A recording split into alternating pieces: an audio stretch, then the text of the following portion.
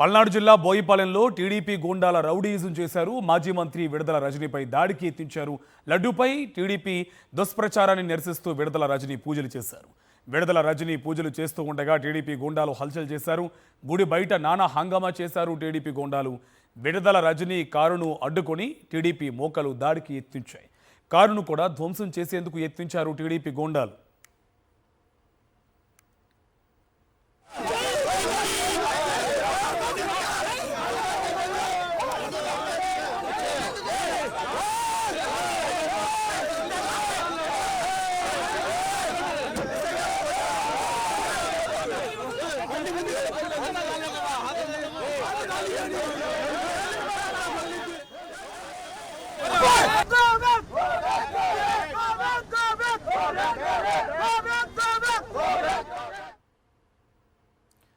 తిరుమల లడ్డూపై నిజాలు తెలిసాయి కాబట్టే దానిని డైవర్షన్ చేయడానికే టీడీపీ గూండాయిజం చేస్తుందని అంటున్న మాజీ మంత్రి విడుదల రజనీతో మా correspondent Ashok face to face. మాజీ మంత్రి విడుదల రజనీపై తెలుగుదేశం గూండాలు దాడి చేయడానికి ప్రయత్నించారు. ఆమె కారుపై దాడి చేశారు. మనతో విడుదల రజనీ ఉన్నారు. మేడం, అసలు ఏం జరిగింది? ఏదైతే చంద్రబాబు నాయుడు గారు పదే కల్తీ నెయ్యి అని ప్రచారం చేస్తూ ఉన్నారో, మరి సిబిఐ తమ ఛార్జ్షీట్లో స్పష్టంగా కూడా వెల్లడించింది ఏమని, there is no animal fat అని.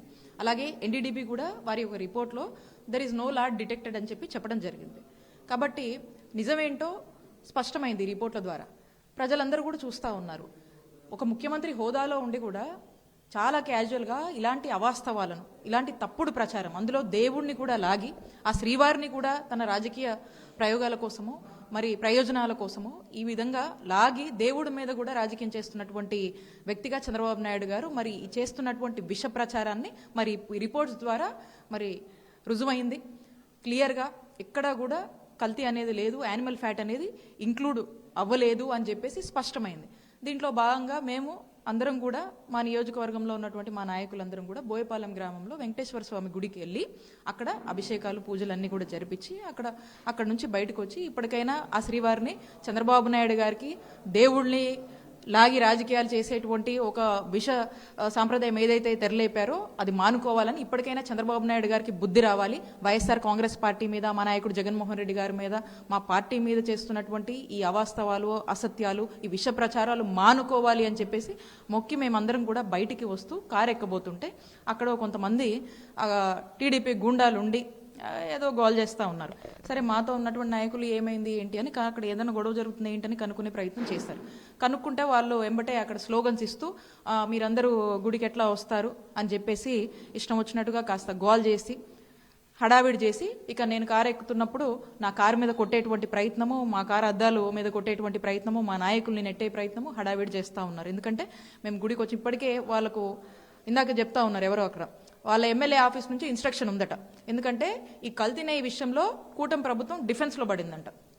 దీన్ని ఎట్లయినా తిప్పేయాలి, దీన్ని ఇంకా ప్రజల్లోకి వెళ్ళనియొద్దు, దీన్ని కట్టడి చేయాలి, దీన్ని ఎట్లాగైనా ఆపాలి అని చెప్పేసి వాళ్ళు ఏదో ఒక ఇన్స్ట్రక్షన్ ఇచ్చారంట. దాంట్లో భాగంగా ఎక్కడికి వెళ్ళినా కూడా వైసీపీ వాళ్ళని గుళ్ళల్లోకి వెళ్ళనియొద్దు, ఆపేసేయండి, ఈ విషయం ఇంకా కూడా ఈ అవాస్తవాలను ఇంకా ప్రజల్లో తీసుకువెళ్తూ ఇదే నిజం అన్నట్టుగా చేసేటువంటి ప్రయత్నాల్లో భాగంగా ఈ రోజంతా కూడా మీరు చూస్తూ ఉన్నారు. అక్కడక్కడ ఫ్లెక్సీలు వేస్తూ ఉన్నారు, అక్కడక్కడ ఇంకా కూడా వీళ్ళే మాట్లాడుతూ ఉన్నారు. ఈ పరిస్థితుల్లో వీళ్ళంతా కూడా వైసీపీ వాళ్ళు యాక్టివ్గా ఉండొద్దు. గ్రౌండ్లో నాయకుల మీద ఎన్ని కేసులు పెట్టినా, కార్యకర్తల మీద ఎన్ని కేసులు పెట్టినా, మా మీద ఎన్ని కేసులు పెట్టినా కూడా తగ్గటం లేదు. కాబట్టి ఏదో ఒకటి చేయాలని చెప్పేసి ఇలాంటి హడావిడికి ఈరోజు దారి తీశారు. ఏదేమైనప్పటికీ మేము ధైర్యంగా ఎదుర్కొంటాం, మేము బలంగా నిలబడతాం, ప్రజల పక్షాన పోరాడతాం.